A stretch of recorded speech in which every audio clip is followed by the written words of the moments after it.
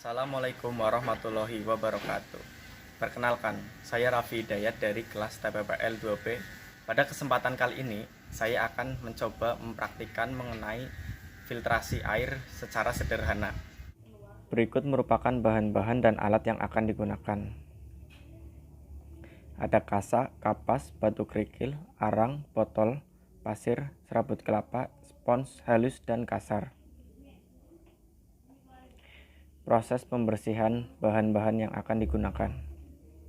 Pertama, ini merupakan proses pembersihan serabut kelapa.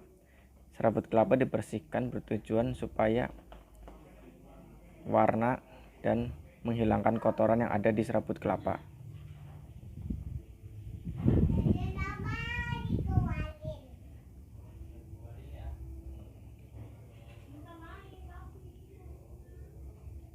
Kemudian langkah selanjutnya, ini merupakan proses pencucian dari batu kerikil.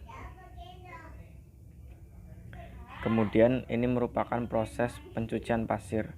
Pencucian pasir bertujuan supaya menghilangkan warna yang dapat mengakibatkan hasil filtrasi menjadi berwarna. Penyusunan bahan yang digunakan dalam botol 1 dan 2. Pertama, dimasukkan kasa. Kemudian dimasukkan busa halus dan busa kasar.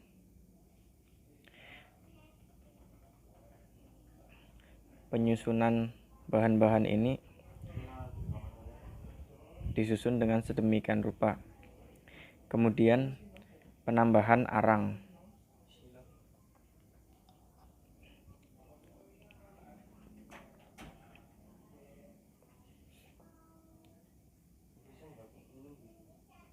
Selanjutnya ditambahkan serabut kelapa. Serabut kelapa dibuat padat bertujuan supaya hasil dari filtrasi air secara sederhana ini dapat menghasilkan warna air yang jernih. Bahan-bahan yang disusun ini merupakan bahan-bahan yang telah dicuci dengan bersih sebelumnya.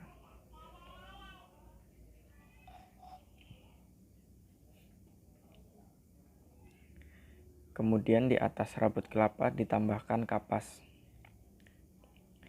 Kapas disusun dengan rapi dan dengan teliti supaya tidak terjadi rembesan air melalui dinding-dinding botol. Kemudian tahap selanjutnya adalah memberi pasir. Pasir diberi padat.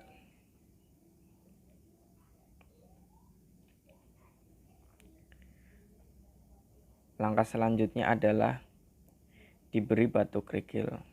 Batu kerikil disusun supaya hasil dari filtrasi air secara sederhana ini dapat maksimal. Kemudian tahap selanjutnya ini adalah tahap terakhir, yang mana di tahap ini adalah ditambahkan atau diberi busa kasar dan busa halus.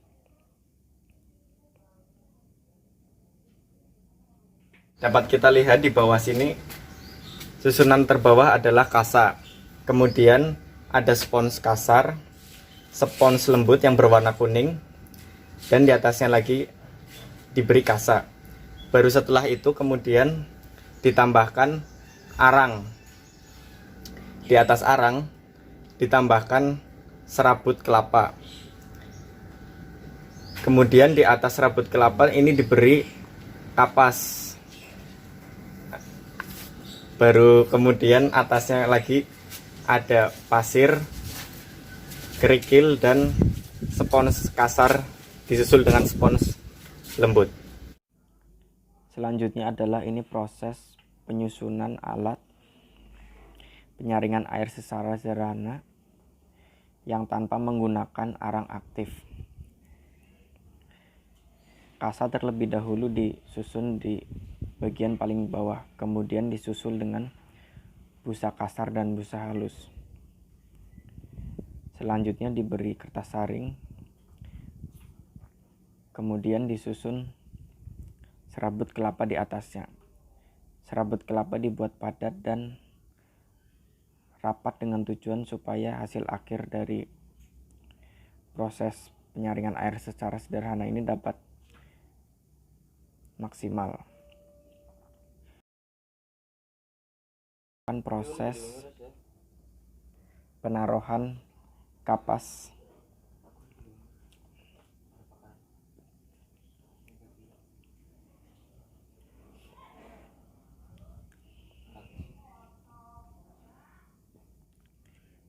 kemudian ini merupakan proses penaruhan pasir di atas kapas yang telah disusun terlebih dahulu tadi.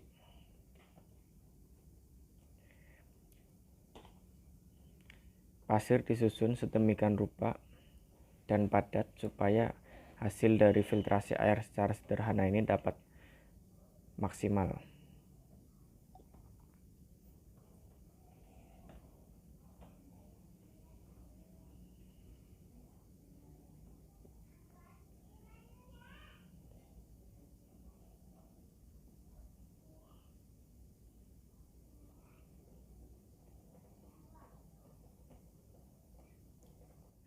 Lalu ini merupakan proses penyusunan dari batu kerikil.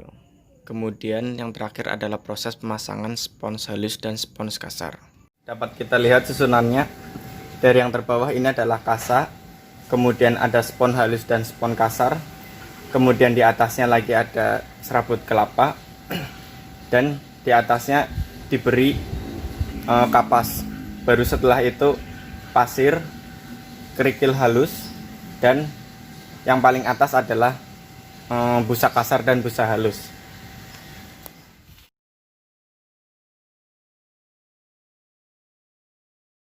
Percobaan dari filtrasi air yang pertama.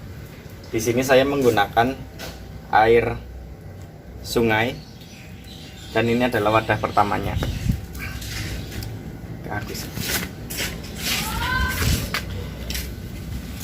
Dari bau, air ini tidak berbau, tapi warnanya cukup keruh.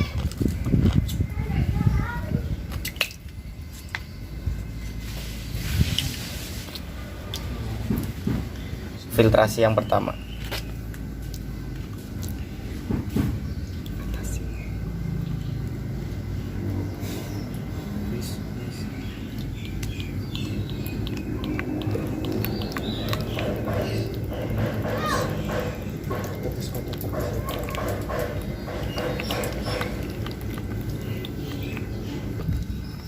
Ini adalah hasil dari penyaringan air pertama.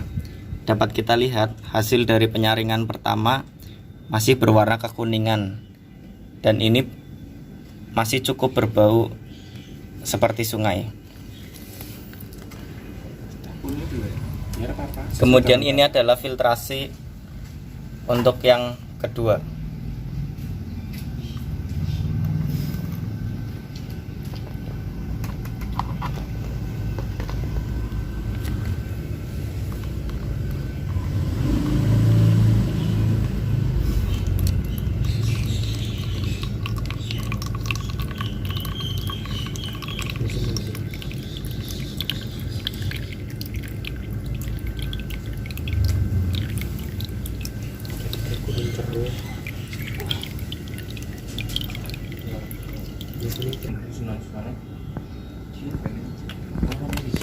Ya, apa-mu apa? Ya. Dipindah, disarit apa? Baik, ini adalah hasil dari filtrasi yang kedua dengan menggunakan arang aktif. Dapat kita lihat air masih berwarna kuning tetapi tidak sepekat pengfilteran yang pertama, dan ini masih berbau sungai. Baik, ini adalah tahapan filtrasi yang ketiga dengan menggunakan arang aktif.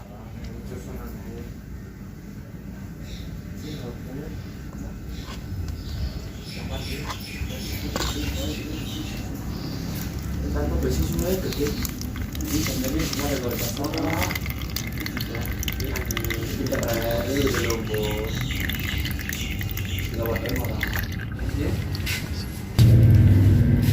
Baik, ini adalah gambaran dari hasil filtrasi menggunakan arang aktif untuk yang ketiga kali. Dapat dilihat air jauh lebih jernih daripada filtrasi yang pertama dan kedua. Dan untuk baunya masih sama seperti yang tadi, hanya saja ini jauh lebih jernih. Ini adalah proses yang tanpa menggunakan arang aktif. Pertama-tama kita tuangkan dulu airnya.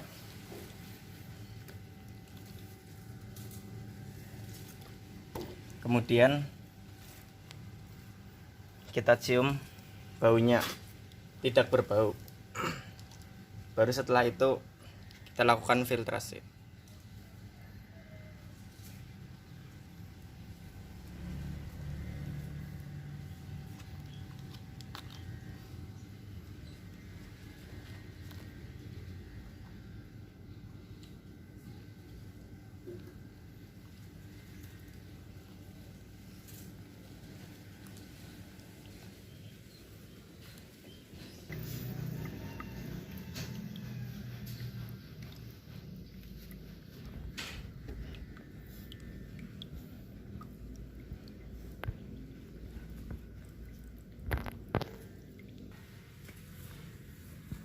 Dapat kita lihat dari hasil filtrasi yang pertama ini, air masih cukup berwarna ya, berwarna kuning, tetapi sudah lebih jernih daripada sebelumnya.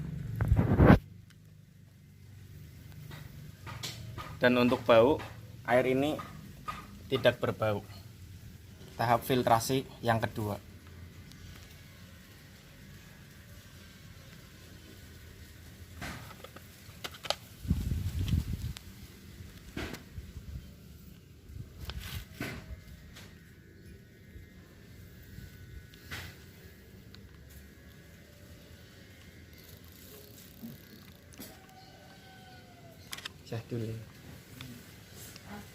Sah dulu aman. Nah itu lho sang guyu. Baik, ini adalah hasil dari filtrasi air yang kedua. Dapat dilihat dari hasilnya, air menjadi lebih jernih dan tidak berwarna.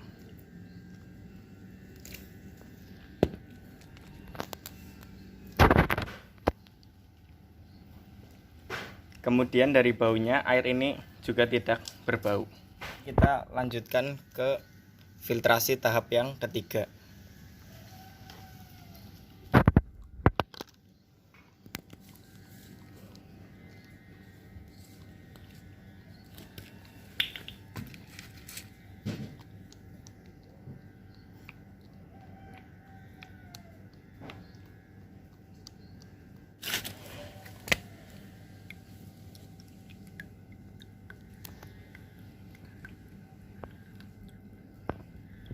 Baik, ini adalah hasil dari filtrasi air yang ketiga.